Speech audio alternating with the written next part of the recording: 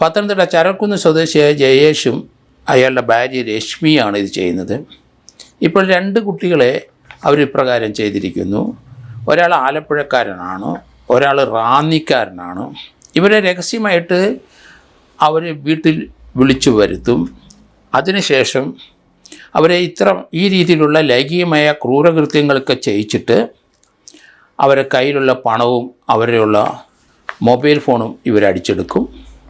ഈ രീതിയിലൊരു FIR ഇപ്പം പത്തനംതിട്ട ചരക്കുന്ന് പോലീസ് സ്റ്റേഷനിലെ അതിനടുത്തുള്ള പോലീസ് സ്റ്റേഷനിൽ ഇപ്പോൾ രജിസ്റ്റർ ചെയ്തിരിക്കുന്നു.